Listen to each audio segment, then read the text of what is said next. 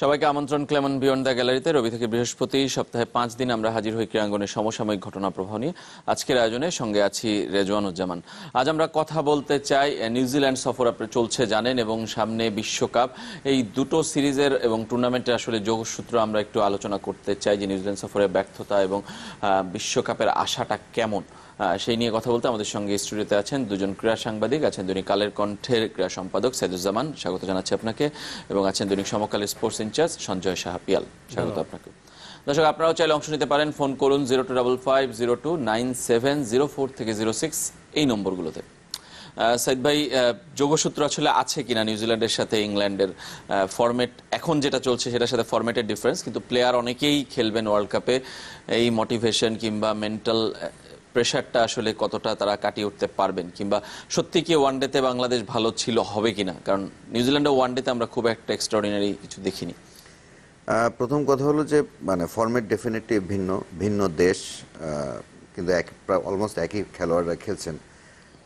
তবে এক প্রভাব কিন্তু একটা পরে কোনটা, যে আপনি যখন যে ফরম্যাটে যেখানেই রান করুন না কেন, সেটা পাড়ার ক্রিকেট হোক বা আমাদের বিপিএল ডিপিএল যেটাতেই বলেন, রান করার বা উইকেট নিয়ে কনফিডেন্সটা কিন্তু সবসময় থাকে। আবার খারাপ করলে সেটার একটা নেগেটিভ সাকসেস এন্ড ফেলিওরের যে একটা থাকে। বাট যেহেতু ওয়ার্ল্ড কাপের মাঝখানে কিন্তু আরেকটা ট্রাই নেশন আছে বাংলাদেশে, জাস্ট আমার কাছে এই ট্যুরের চাইতে ওটা অনেক বেশি ইম্পর্টেন্ট মনে হচ্ছে। বাট এই জাস্ট ইমিডিয়েট হবে, তারপরে ওয়ার্ল্ড কাপ। আবার একটা সাইকোলজিক্যাল সুবিধাও আছে, যে আপনি যখন টাফেস্ট কন্ডিশন থেকে একটু কমফোর্ট জোনে যাবেন, ওয়ানডে ফরম্যাটে তো বাংলাদেশ ক্রিকেটারদের কাছে মোস্ট কমফোর্টেবল একটা খেলা। আপনি যখন এই টেস্ট এবং নিউজিল্যান্ডে, শুধু বাংলাদেশ না, পৃথিবীর সব দেশ গিয়ে কিন্তু ওখানে হার্ড টাইম পায়, তো এটা এক ধরনের রিলিফ। আপনি যখন আমি দেখব প্রেশার থেকে আমি মুক্তি পাচ্ছি। যেমন আমি নিশ্চিত যে ক্রাইস্ট চার্চে যে টেস্টটা 16 থেকে শুরু হবে, এটা যদি আজকে শুরু হয়ে যেত, প্লেয়াররা হয়তো খেলে যত তাড়াতাড়ি বাড়ি ফিরতে পারে। কেউ ডিফিকাল্ট ডিসকমফোর্টের মধ্যে কেউ থাকতে চায় না, আমরা কেউ থাকতে চাই না। আমার মনে হয় যে এই টাফনেসটা যদি তারা নিতে পারে, যে না, আমার টাফনেসটা আমার গায়ে লেগেছে, আমি এটা ক্যাপিটালাইজ করব, এই একটা সুযোগ কিন্তু আছে যে ওয়ার্ল্ড কাপে। আর আমি যেটা বললাম, যে কঠিন জায়গা থেকে আপনি যখন আমরা নাতিশীতোষ্ণ অঞ্চলের মানুষ, খুব ঠান্ডা থেকে যখন আমি আমার দেশে ফিরে আসি, তখন কমফোর্টেবল লাগে। আমি আশা করব যে এই যত নেগেটিভিটি আসুক, সেটা কিন্তু পজিটিভ চিন্তাটা হলো যে হ্যাঁ, আমরা এত কঠিন জায়গায় খেলে এসেছি, সেখান থেকে আমরা আমাদের প্রেফারেবল ফরম্যাটে, এবং ইংল্যান্ডের কন্ডিশন কিন্তু আমরা নিউজিল্যান্ডের কন্ডিশন মিলালে হবে না, একটু অনেক ডিফারেন্স আছে। সো ওইটাকে ওইভাবে যে চিন্তা করে যে আমরা খারাপ থেকে ভালো জায়গায় যাব, ভালো খেলবো। এবং তার আগে আয়ারল্যান্ড সিরিজটা আমি মনে করি যে ওয়ার্ল্ড কাপের লাস্ট প্রিপারেটরি স্টেজ বাংলাদেশের, সেখান থেকে ভালো রেজাল্ট আশা যদি হয়, ডেফিনেটলি ওয়ার্ল্ড কাপে সেটা ক্যারি করবে। আমরাও সেটা আশা করি। পিএলের কাছে জানবো, তার আগে যেটা বলছিলাম যে শেষ টেস্টের জন্য বাংলাদেশ প্রস্তুত হচ্ছে, এবং আজকে এই ক্রাইস্ট চার্চে পৌঁছে গেছে দল। যথারীতি কথা বলেছেন কোচ স্টিভ রোডস। আমরা একটু শুনে আসতে চাই আমাদের সহকর্মী সামিউল টিটুর পাঠানো একটি রিপোর্ট। দক্ষিণ আফ্রিকা, ওয়েস্ট ইন্ডিজ আর নিউজিল্যান্ড সফরের শেষ 12 ইনিংসের মাত্র একটিতে দলীয় সংগ্রহ কোনো মতে 300 রানে নিতে পেরেছিল বাংলাদেশ। এবারের সফরে যখন সাকিব আর মুশফিক নেই, ভরসার বড় জায়গা জুড়ে ছিলেন তামিম ইকবাল আর মমিনুল হক। কিন্তু তামিম ব্যাটিংয়ে দৃঢ়তা দেখালেও নিষ্প্রাণ মমিনুল। অথচ বিদেশে মূল লড়াইটাই আসার কথা ছিল 3 নম্বর ব্যাটসম্যানের কাছ থেকে। দেশের বাইরে খেলা শেষ 12 ইনিংসে কক্সবাজারের লিটল মাস্টার করেছেন মাত্র 153 রান। অথচ এই মমিনুলই দেশের মাটিতে তুখোর ফর্মে 11 ইনিংসে যার রান 657। ব্যাটিং ভোগাচ্ছেন নিয়মিত, কিন্তু এটাকে নিয়তি মেনে নেওয়া ছাড়া যেন কোনো উপায় জানা নেই কোচ স্টিভ রোডসের। কিছু প্লেয়ার লড়াই করেছে, কিন্তু মুমিনুল সহ বাকিরা পারেনি। সত্যি বলতে ক্রিকেটের প্রতিপক্ষ এমন আধিপত্য দেখালে অনেক সময় ভেঙে পড়ে অনেকে। তবুও মিঠুন যে সাহস দেখিয়ে ব্যাট করেছে, যে রান করেছে, তার চেয়ে বেশি তার প্রাপ্য ছিল। রিয়াদ ছিল অসাধারণ, তারপরও এমন হলো। টেস্ট জিততে 20 উইকেট লাগে, তবে বিদেশে বাংলাদেশের অনভিজ্ঞ বোলিং আক্রমণের এই সামর্থ্য আছে কিনা আছে সেই সংশয়, যে কারণে দল হিসাবে বাংলাদেশের সামর্থ্য হয়েছে প্রশ্নবিদ্ধ। হয়তো আমাদের বাজে সময় যাচ্ছে, তবে ভুলে গেলে চলবে না আমরাও দেশের মাটিতে অস্ট্রেলিয়া, ইংল্যান্ড, উইন্ডিজের মতো দলকে হারাই। খালেদ ইবাদত কয়টা প্রথম শ্রেণীর ম্যাচ খেলেছে, ওরা এখনো শিখছে। রাতারাতি উন্নতির প্রত্যাশাটা ঠিক নয়। টানা 2 টেস্টে অসহায় আত্মসমর্পণ, বেসিন রিজার্ভে লজ্জা 3 দিনেই। পারলে এখানকার বাতাসের মতোই ওয়েলিংটন ছেড়েছে বাংলাদেশ। কঠিন হয়ে ওঠা নিউজিল্যান্ডকে ক্রাইস্টচার্চের শেষ টেস্টে অন্তত চ্যালেঞ্জ দিতে চান টাইগার ট্যাকটিশিয়ান। তাদের কিছু বোলার আর ব্যাটসম্যান আছে যারা র্যাঙ্কিং এর শীর্ষ 10-এ আছে। নিউজিল্যান্ডের কন্ডিশনে ওদের সঙ্গে লড়াই করতে যে স্কিল লাগে সে ধরনের কিছু ক্রিকেটারের ঘাটতি ছিল। এখন শেষ ম্যাচটায় জয়ের বিশ্বাস রাখতে হবে। অন্তত বাংলাদেশের ক্রিকেট প্রেমী মানুষদের মুখে হাসি ফোটাতে চাই। 2 দিন বিরতির পর শনিবার থেকে হ্যাগলি ওভালে শুরু হচ্ছে তৃতীয় ও শেষ টেস্ট। পিএল, আমরা দেখছিলাম যে ক্রাইস্টচার্চে দল পৌঁছে যাচ্ছে এবং পৌঁছে গেছে ইতিমধ্যেই। কি মনে হচ্ছে যে আসলে টেস্টটা যত দ্রুত শেষ হয়, সাইদ ভাই বলছেন যে ততই আসলে রিলিফ, কোনোভাবে ফিরে আসার কোনো সম্ভাবনা আপনি কি দেখেন কিনা? ইন্ডিভিজুয়াল পারফরমেন্স কি আরো বেটার হতে পারে কিনা, আপনার কি মনে হয়? না, যেটা আমরা দেখলাম মানে আপনার রিপোর্টে মানে টিটু যেটা করেছে যে 3 নম্বরে আমাদের মমিনুলের একটা পারফরমেন্স গ্রাফ দেখিয়েছে। আসলে মমিনুল কিন্তু আমরা যদি খেয়াল করি মানে লাস্ট 15 তার হাইস্ট লাস্ট 10 ইনিংসে বিদেশের ইয়েতে, এবং এটার চেয়ে সে 3 নম্বরে ব্যাটিং করছে এবং 4-এ মিঠুন করছে, দুজনে রান পাচ্ছে না। ওইখানে একটা বড় একটা ধাক্কা আমাদের অবশ্যই আছে। কিন্তু আমাদের বিকল্পটা কি? আমরা যদি মমিনুল না থাকতো আমরা বলতাম যে মমিনুল থাকলে হয়তো ভালো হতো। মানে এটাই হচ্ছে আসলে আমার মনে হয় কনসার্নের জায়গাটা। আমরা যদি আর একটু পিছনে যাই, সাউথ আফ্রিকা ট্যুর, তারপরে ওয়েস্ট ইন্ডিজ ট্যুর এবং এই নিউজিল্যান্ড ট্যুর, আমাদের ব্যাটিং কিন্তু এই 12 ইনিংসের ভিতরে প্রবাবলি 7টা ইনিংস 150-র নিচে, 200-র নিচে আমরা আউট হয়েছি। মানে সেখানে কিন্তু মুশফিক খেলেছে, সাকিবও খেলেছে, মানে আমাদের সর্বোচ্চ শক্তি দিয়ে আমরা এটাই হচ্ছে।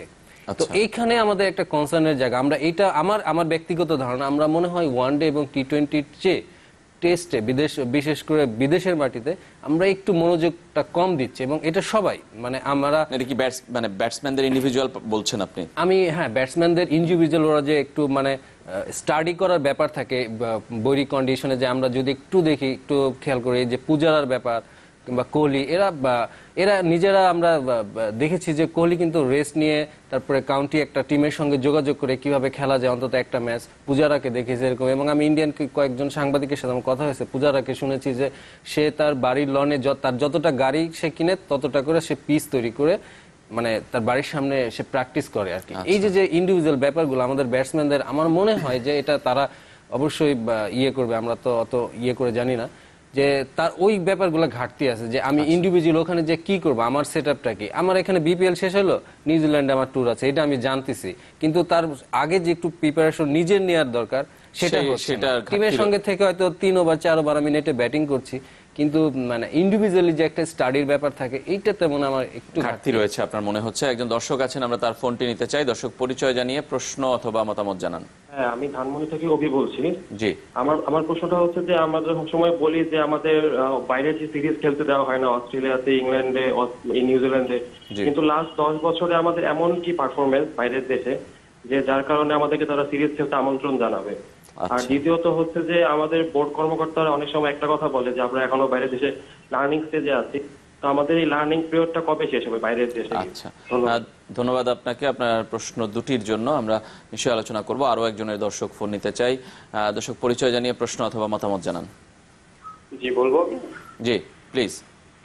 আমি বলতে চাচ্ছি হচ্ছে যে বাংলাদেশে আমরা ক্রিকেট খেলছি 18 বছর যাবত টেস্ট খেলছি। জি, আমাদের ক্রিকেটিং কত, আর 2 নম্বর কিছুদিন আছে নাইমুর রহমান আমাদের শক্ত হয়নি। আচ্ছা, আপনি আরেকবার একটু বলবেন, আমরা বুঝতে পারছি না আপনার প্রশ্নটা, আরেকবার একটু কাইন্ডলি বলবেন প্রশ্ন দুটি। প্রশ্নটি হচ্ছে আমি যে 18 বছর ধরে আমাদের ম্যাচ খেলছি, সংযোগটি বিচ্ছিন্ন হয়ে গেছে, আমরা দুঃখিত। প্রথম দর্শকে যে ফোন নিচ্ছিলাম যে আসলে লার্নিং প্রসেস কবে শেষ হবে, কিংবা বিদেশের মাটিতে আমাদের এই পারফরমেন্স দেখে কেন বিদেশের দেশগুলো আমাদেরকে আমন্ত্রণ জানাবে, এই প্রশ্নগুলো কি মানে লার্নিং প্রসেসটা আসলে অনেক দীর্ঘ। মানে লার্নিং প্রসেসটা শুধু এমন না যে লার্নিং প্রসেস আসলে শেষ নেই, মানে যে কোনো প্রজন্মেরই আসলে কি লার্নিং প্রসেসটা সংজ্ঞাটা ক্রিকেটে একটু ডিফারেন্ট। বিকজ আপনি আজকে ইন্ডিয়া দেখেন, ইন্ডিয়া আজকে দেশের বাইরে ভালো করছে। ইন্ডিয়াকে কিন্তু আমরাও দেখেছি, খুব বেশি দিন আগে নয়, যে 4-5 বছর আগেও ইন্ডিয়াকে বলা হতো বাঘ বাইরে বেড়াল। এই দলের এই বিরাট কোহলিকেও কিন্তু অনেক সমালোচনা সহ্য করতে হয়েছে। অফ স্টাম্পের বাইরে বারবার স্লিপে ক্যাচ দিয়ে ফিরছিলেন ইংল্যান্ড থেকে, অস্ট্রেলিয়া থেকে। সো ইন্ডিয়া কিন্তু টেস্ট খেলছে 18 বছর না, মানে অলমোস্ট যদি আপনি হিসাব করেন 1930s থেকে তারা খেলছে টেস্ট ম্যাচ, বা 1952 থেকে তারা রেগুলার আলাদা দল হিসেবে খেলছে। সো এটা আপনি যদি মনে করেন 18 বছর 20 বছরের মধ্যে আপনি বিদেশে যে কোনো দলকে হারানোর সামর্থ্য আপনার তৈরি হয়ে যাবে ভিন্ন কন্ডিশনে, এটার সঙ্গে আমি এগ্রি করি না। বিকজ এটা আর শুধু একটা এক্সপিরিয়েন্স না, এটা একটা কালচার। যে আমি দেখেছি যে আমার বড় ভাই নিয়মিত গার্ডিয়ানে লিখেছেন, গার্ডিয়ানে জব করেছে, তখন আমার টার্গেট সেট করব যে ওকে তাহলে আমি লন্ডন টাইমসে আমি কাজ করব। মানে আমি কোনটা বলছি যে আমি একটাকে দেখে আসলে সেট করা যায়, সেটা দেখিনি। এই ক্রিকেটাররা সাকিব আল হাসান 1 নম্বর হয়েছেন, তামিম ইকবাল সুপার ব্যাটিং করছেন, কত অ্যাভারেজ? মানে আমরা তামিমকে মনে করি বিশ্বের সেরা ওপেনার, তামিমের অ্যাভারেজ কত? মানে আমরা হলে কি আমরা ভাবি যেভাবে গ্রাউন্ড লেভেলে কিন্তু বিষয়টা তা না। এবং তামিম যেটা করছেন extraordinary, Shakib extraordinary cricketer, Mashrafe, Mahmudullah, Mushfiq, no doubt এটা আমাদের স্ট্যান্ডার্ড এক্সট্রাঅর্ডিনারি প্লেয়ার। আপনি যদি ওয়ার্ল্ড ওয়াইড কাউন্ট করেন, আমরা আইপিএলে কেন বাংলাদেশের খেলোয়াড়কে নেওয়া হয় না, আমরা ভারতের ষড়যন্ত্রের কথা বলি, আমরা গ্রাউন্ড লেভেলে দেখি না যে আমাদের বাকি যারা আছেন, আমি তাদের প্রতি সম্মান রেখেই বলছি যে আমি আমার ঘরের আইকনকে আমি পূজা করতে পারি, বাট আমি তো 10 জনকে বলতে পারি না যে আমার ঘরের আইকনকে কেন তুমি দাম দিচ্ছ না। নিশ্চয়ই তার টিম কম্বিনেশনে আমার আইকন যিনি তিনি আসেন না, এই জন্য নেই।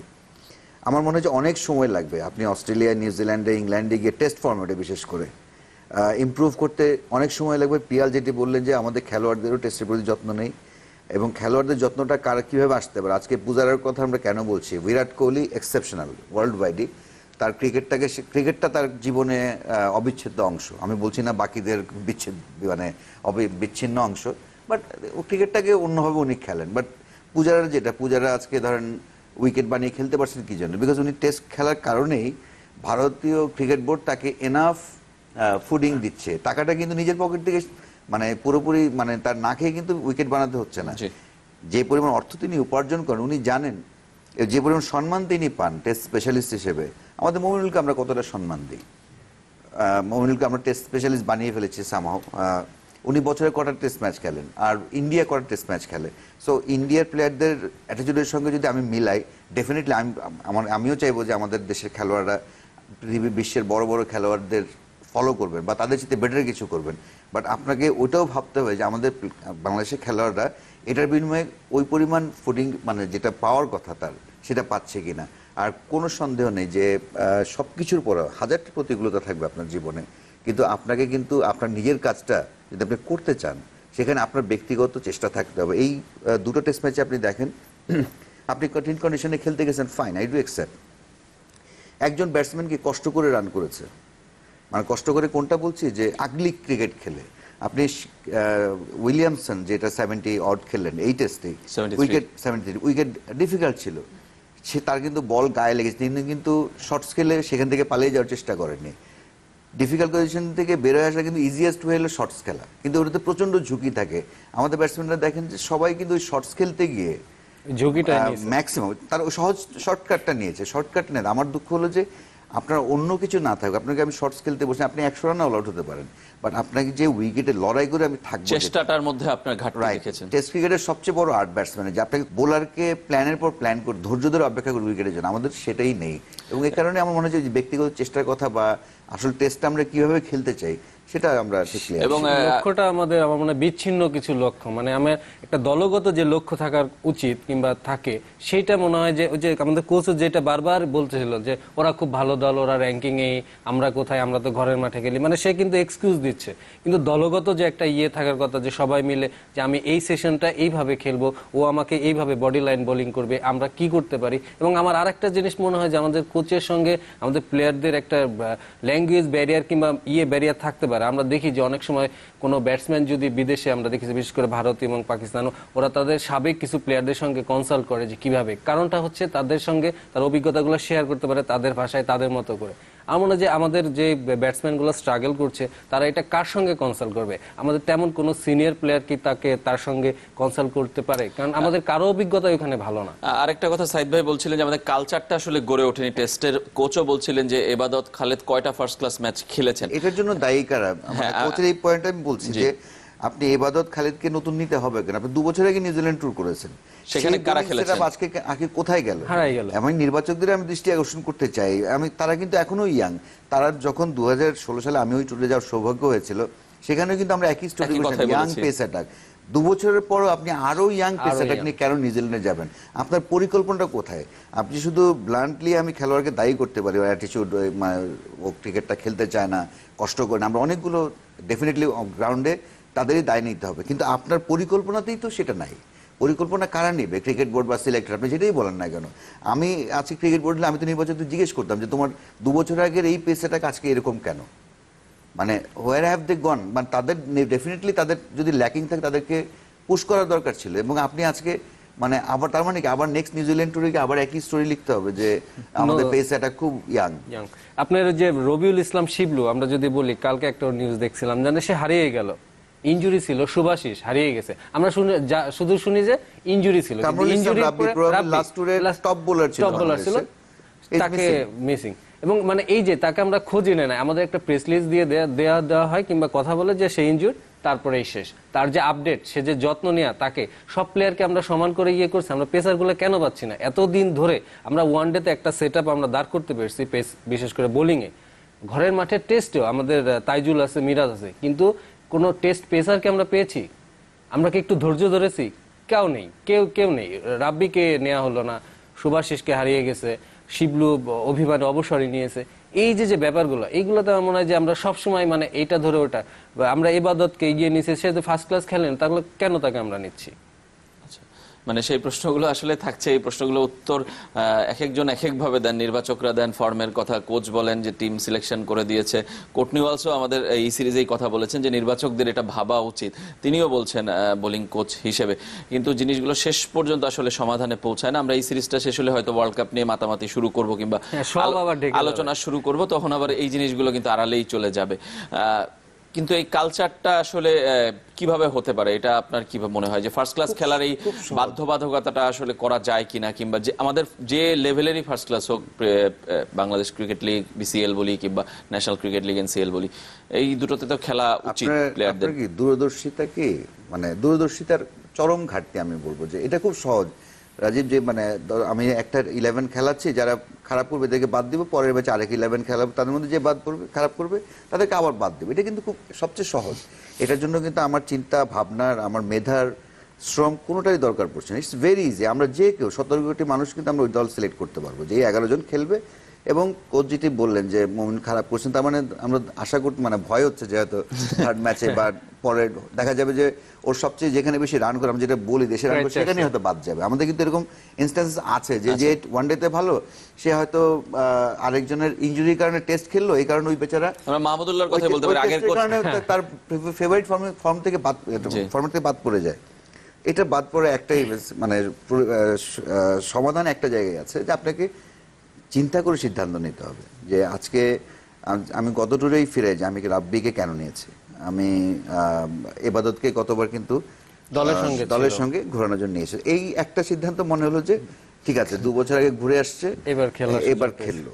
বা শুভাশিসকে আমি কিরকম দেখেছিলাম নিউজিল্যান্ডে, তা আমি ওই বছরই আমি প্ল্যান করবো যে আমার যে 2 বছর পর আবার আসতে হবে। এবং আজকে যে কথাগুলো বলা হচ্ছে যে পরের বার আমরা আরো স্ট্রং হয়ে ফিরে আসবে, কিন্তু 2016-তে বলা হচ্ছে। একদমই তাই, আমার পরিষ্কার মনে আছে। আমারও মনে আছে, তামিম বলছিল কথাগুলো যে এইবার আমরা স্ট্রংলি ফিরে আসতে পারিনি। বিকজ দেখা যায় যে আমরা যারা মিলে প্ল্যান করলাম যে আমরা পরের বার এসে এসেই ক্রাইস্টচার্চে টেস্ট খেলেছি, ওয়েলিংটনেই খেলেছি, যেখানে সাকিব 100 করেছেন। তো এবার ওই যখন আপনি একটা জায়গায় বসে এটা প্ল্যান করবেন না, পরের ট্যুরে এসে দেখবেন যে আপনার আশেপাশে অনেকে নেই, আবার অনেক নতুন মুখ আসছে যারা নতুন করে জানতে হচ্ছে। ইটস নট ফেয়ার কোনো কারোর জন্যই না, না যাদেরকে সিলেক্ট করলেন তাদের জন্য ফেয়ার, না যাদেরকে বাদ দিলেন তাদের জন্য ফেয়ার। আপনাকে চিন্তা করতে হবে। আপনি যদি আজকে চিন্তা করেন যে ওকে মেকশিফট অ্যারেঞ্জমেন্ট, যে আমার এই টুর সিরিজটা কোনোভাবে শেষ হলেই হয়, তাহলে তো কিছু বলার নেই। আমাদের সিদ্ধান্তগুলো হয় স্টপ গ্যাপ, আমরা লং টার্মে চিন্তা করি। এবং যাদের সেই দূরদর্শী সিদ্ধান্ত নেওয়ার কথা তারা আসলে নেন না। এবং কালকেই মাহমুদুল্লাহ বলছিলেন টেস্ট শেষে যে হয়তো শুনতে হাসির লাগবে, কিন্তু শেষ টেস্টে আবারও বাংলাদেশ ভালো খেলবে এই প্রত্যাশা তিনি করেন। আমরা একটা ছোট্ট বিরতি নিচ্ছে, আরো আলোচনা করব এ বিষয়ে। সঙ্গেই থাকবেন ক্লেমন বিয়ন্ড দ্য গ্যালারিতে।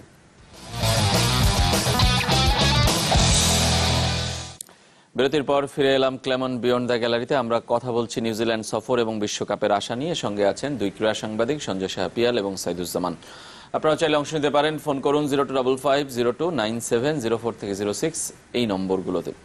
আমরা বিরতির আগে সঞ্জয় কথা বলছিলাম, সাইদ ভাইও বলছিলেন যে কালচারের কথা কিংবা প্লেয়ারদের অনভ্যস্ততা, কর্মকর্তাদের দায়, সব মিলিয়ে আসলে পুরো সিস্টেমটাই আমাদের টেস্ট বিরোধী একটা পদ্ধতিটা। সেটা থেকে বের হয়ে আসতে আসলে অনেক সময় কিংবা কার্যকরী পদক্ষেপেরও প্রয়োজন আছে। সেটা তো আসলে দীর্ঘমেয়াদী প্ল্যান, কিন্তু আমরা স্বল্প মেয়াদীর কথাই আসলে বলতে হচ্ছে, যেহেতু বিশ্বকাপ 4 বছর পর পর আসে। বিশ্বকাপের আশা নিয়ে আমরা কথা বলি। নিউজিল্যান্ডের ওয়ানডে সিরিজ দেখে আপনার কি মনে হয়েছে যে এই দলটাই তো অলমোস্ট 15 জনের মধ্যে আমি মনে করি 13 থেকে 14 জনই খেলবে, 1-2 জন নিয়ে হয়তো বা চিন্তা শঙ্কা আছে, সেই দলটায় কতটা আস্থা রাখা যেতে পারে? আমরা যে সাইদ ভাই যেটা বললো যে ওয়ার্ল্ড কাপের আগে কিন্তু আমাদের একটা ট্রাইনেশন আছে Ireland, West Indies, Ireland, Bangladesh. ওটাতে যদি আমরা একটু মানে কিছু মানে এটা হয় কি মেন্টালি একটা বুস্ট আপ করে, যদি ওইখানে কিছু ভালো রেজাল্ট আমাদের আসে। আমরা এর আগেও দেখেছি ওয়ার্ল্ড কাপের আগে মানে প্র্যাকটিস ম্যাচগুলো কিংবা ম্যাচগুলোতে আমরা যদি ভালো করি, ওয়ার্ল্ড কাপেও ভালো হয়। সো ওইটার উপর অনেক কিছু নির্ভর করছে। নিউজিল্যান্ডটা অতটা করবে না। নিউজিল্যান্ডের উইকেট আর ওইখানকার ইংল্যান্ডের সামার উইকেটের সঙ্গে অনেকটাই ডিফারেন্স হবে, আর বাতাসটা অনেক কম থাকবে।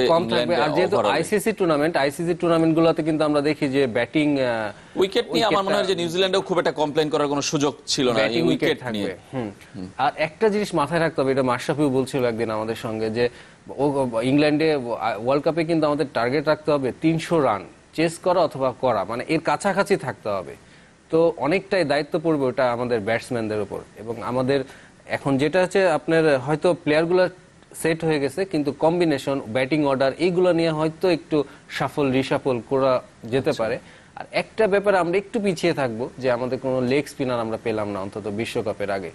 এটা কিন্তু সব দলেরই আছে, এবং আমরা জানি যে ওই ধরনের উইকেটে স্পিনাররা ওরা কিন্তু বেশ কার্যকরী ভূমিকা রাখে। তো এই জায়গাটা আমাদের একটু ল্যাকিং আছে। আদারওয়াইজ আমার মনে হয় না নিউজিল্যান্ডের এটা ইম্প্যাক্ট পড়বে ওয়ার্ল্ড কাপে। তার আগেই আমরা যেটা বললাম, আমরা তো খুব মেমোরি থাকে আমাদের, টেস্ট খারাপ করছে, টেস্ট নিয়ে কথা বলছি, জিতলে পরে আবার সব ভুলে যায়, আমরা কবো যে আমাদের খুব ভালো আছি। তো এটা আমাদের মানে আমাদের সবার ভিতরে এটা গ্রো আপ করে। তো এটা আমার মনে হয় অতটা ইম্প্যাক্ট পড়বে, ওয়ার্ল্ড কাপে আমাদের ভালোই হবে। আচ্ছা, সাইদ ভাইয়ের আশাটা কিরকম হবে ওয়ার্ল্ড কাপ কেন্দ্রিক, কিংবা ওয়ার্ল্ড কাপের দলটা নিয়ে আপনার কি মনে হয়? যে আসলে দলটা তো মোটামুটি সেট করাই, দু একটা জায়গায় চেঞ্জ, যেটা আমরা বলছিলাম, ওপেনিং এ কে ওপেন করবে তামিম ইকবালের সাথে, সেটা হয়তো শেষ পর্যন্ত সৌম্য সরকার নাকি ইমরুল কায়েসকে নেওয়া হবে, এই নিয়ে হয়তো আলোচনা হতে পারে। কিন্তু আপনার কাছে কি মনে হয় যে দলটা এবং ওভারঅল পারফরমেন্সটা কেমন হবে? একটা কি ওয়ার্ল্ড মানে ইংল্যান্ডে যে ধরনের কন্ডিশন থাকবে, ফরম্যাটের পরিবর্তন, এটাও সেখানে আপনি ডিফেন্সিভ দল গঠনের প্রক্রিয়া নেই বলছি, যেটা যে ওখানে আপনি ডিফেন্সিভ ক্রিকেট খেলে জিততে পারবেন না। মানে আপনি আশায় থাকবেন ওরা ভুল করবে, আপনাকে অ্যাটাক করতে হবে ওখানে। মাশরাফি যেটা বলেছেন, আমরা সবাই জানি ইংল্যান্ডে 300 রান চেস করা এখন কোনো ইস্যু না। আবার আমাদের জন্য প্রত্যেক ম্যাচে 300 কনসিস্টেন্টলি করা খুব ডিফিকাল্ট। আমার বাংলাদেশ দল কিন্তু ওই ধরনের কন্ডিশন আমরা চ্যাম্পিয়ন্স ট্রফিতেও দেখেছি, যে এক উইকেটে 135 থেকে আমরা 267 না করে, যেটা আমরা যে কারণে আমরা সেমিফাইনালে যেতে পারলাম না পরের ধাপে। সো আমাদের লিমিটেশনস আছে, কিন্তু আপনি অ্যাটাকিং ক্রিকেট না খেলে ইউ হ্যাভ নো চান্স। আমরা বাংলাদেশ দল খেলবে ধরেন সবগুলো দলের এগেনস্টে, এখানে তো আর ছোট গ্রুপ হলে হয় কি আপনি 3টা দলের বা 4টা দলের মেলানো যায়, আপনি শুট করে বেড়ে যেতে পারেন, কিন্তু একটা ম্যাচ জিতে বা আরেকটা ম্যাচ পরিত্যক্ত হলে আপসেট আপনি ঘটাতেই পারেন। বাংলাদেশ এখন 7 নম্বর দল, আপনাকে উপরের 6টা দলের সঙ্গে খেলতে, ওরাও তো বিশ্বকাপে একটা নির্দিষ্ট লক্ষ্য নিয়ে যাচ্ছে। ওরা তো এমন নয় যে ওরা খুব ভয়ে আছে, না ওরা খুব ভয়ে আছে যে বাংলাদেশ আসবে, বাবা আমাদের কি হবে, তা না। তো র্যাঙ্কিং রেসপেক্ট করতে হবে। ওরা 1, 2, 3, 6 পর্যন্ত কিন্তু খেলে হয়েছে। কেউ এখানে বাংলাদেশকে ফাঁকি দিয়ে কিন্তু টপ 6 টিমের কেউ নেই। সো এই 6টা টিমকে আপনার মধ্যে, তার মধ্যে 3টা টিমকে টপল করে টপ 4-এ ঢুকতে হবে। It's a huge task. আপনি বললাম না, ছোট গ্রুপ হলে চান্স বেশি থাকে। যখন আপনাকে সবার সঙ্গে খেলতে হবে, সবার কামব্যাক করার সুযোগ থাকবে। বাংলাদেশের যেমন কামব্যাক করার সুযোগ থাকবে, ওপরের 6টা দলের কিন্তু কামব্যাক করার সুযোগ থাকবে। Massive task. এই জন্য ওখানে আপনি ডিফেন্সিভ ক্রিকেট খেলে আপনার মাইন্ডসেটটা, দল গঠনের চিন্তা যদি ডিফেন্সিভ হয়, probably you have no chance. এবং আর আপনি যদি অ্যাটাকিং হন, আপনার কিন্তু 50-50 চান্স থাকে। আমার কাছে মনে হয় যে অ্যাটাকিং ক্রিকেট যদি বাংলাদেশ খেলতে পারে, বাংলাদেশ ওয়ানডে তাদের বেস্ট, সবচেয়ে পছন্দের ফরম্যাট, এবং সারা বিশ্বও মানে যে বাংলাদেশ ওয়ানডে ক্রিকেটটা ভালো খেলে। এবং বাংলাদেশে কিন্তু ওরকম ইন্ডিভিজুয়াল স্টার নেই, বিরাট কোহলি নেই বা বুমরা নেই, বা কার কথা বলবো, ধরেন ম্যাচ ঘুরিয়ে দিতে পারে একা। বাংলাদেশ কিন্তু 11 জনকে কন্ট্রিবিউট করতে হবে। ওখানে 3 জন যদি কোনো কারণে মিসফায়ার করেন বা 2 জন মিসফায়ার করেন, তখন আমাদের ইকুয়েশনটা কিন্তু উল্টো দিকে হেলে যায়। সো ওখানে আপনাকে খুব কঠিন, আবার আমি একবারে অসম্ভবও বলবো না। কিন্তু বাংলাদেশ বর্তমান সময়ে যে ইনজুরির বিভিন্ন ঝামেলার মধ্যে আছে, অনেকগুলো ক্রিকেটারই, সেটা কি সার্ভাইভ করে ওই সময় পুরোপুরি আমরা সবাইকে পাবো? সাকিব আল হাসানের কথা যদি বলি, আমরা আইপিএল দিয়ে হয়তো তিনি তার ব্যাকটা ফিরবেন আর কি ক্রিকেটে, তাকে পূর্ণরূপে পাবো কিনা আমরা? মুশফিকুর রহিম যে ইনজুরিটা আগেও পেয়েছিলেন, আবারও সেই ইনজুরি নিয়ে আছেন, খেলবেন হয়তো থার্ড টেস্ট। এই সব জিনিসগুলোকে আসলে পরিপূর্ণভাবে আমরা ফিট প্লেয়ার পাবো কিনা, আপনার কি মনে হয়? না, সেটা যেটা বলা হলো যে এইবারকার ফরম্যাটটা কিন্তু ওয়ার্ল্ড কাপের একটু ভিন্ন। মানে 9টা দেশের দলের সঙ্গে খেলতে হবে 1.5 মাস, লম্বা একটা সময়, অনেক 7টা শহর ঘুরতে হবে, মানে আপনার ফিটনেস ধরে রাখতে হবে পুরা, মানে ধারাবাহিক একটা ভালো খেলে একটা ফিটনেসের ব্যাপার থাকবে। এবার ওয়ার্ল্ড কাপের সবচেয়ে বড় একটা ইস্যু। তবে আমরা যেটা আশাবাদী যে সাকিব হয়তো ফিরছে, সে যে ইয়েতেই খেলুক, হয়তো আইপিএলে ফিরবে। আর মুশফিকের যে ইনজুরিটা, ওর কিন্তু পাজরে একটা ব্যথা, এটা মাঝে মাঝে লোড পড়লে পরে ওর বেশি ফিল করে, অনুভব করে। সেক্ষেত্রে হয়তো তার কিপিংটা সে হয়তো লিটনকে যদি ছেড়ে দেয় কিংবা এরকম যদি হয়, তাহলে হয়তো আমরা, তবে একটা জিনিস কিন্তু এটা মাথায় রাখতে হবে, সেটা হচ্ছে মুশফিক এবং সাকিব, এই দুজনের ফিট থাকা এবং ফর্মে থাকাটা আমাদের জন্য অনেক বেশি গুরুত্বপূর্ণ, এবং তাদের না থাকাটা আমরা এই সিরিজে আসলে ভুগিয়েছে আমাদের নিউজিল্যান্ড সিরিজে। আরেকটা জিনিস যেটা বলতে চাচ্ছিলাম, মাঝে ভাবছিলাম যে আমাদের টেল এন্ডার ব্যাটসম্যান গুলো, আমরা যদি টেস্টও দেখি, ওয়ানডেও দেখি, অন্যান্য দলের তুলনায় এই জায়গাটা কিন্তু আমাদের ব্যাটিং মানে খুবই দুর্বল। ওয়ানডেতে অনেক সময় স্লগে দেখা যায়, অনেক ক্ষেত্রে ব্যবধান গড়ে দেয়। ধন্যবাদ আপনাদের দুজনকে। আমাদের সময় আসলে শেষ। আমরা নিউজিল্যান্ড সফরেরও শেষ প্রান্তে আছি। শেষ টেস্ট শুরু হবে ক্রাইস্ট চার্চে 16 তারিখ। আমরা আশা করি যে শেষটা যেন বাংলাদেশের জন্য একটু হলেও স্মরণীয় হয়, একটু হলেও যেন প্রেরণা নিয়ে বাংলাদেশ দেশে ফিরতে পারে বিশ্বকাপের আগে। সেই প্রত্যাশায় আজকের মতো এখানেই শেষ করছি।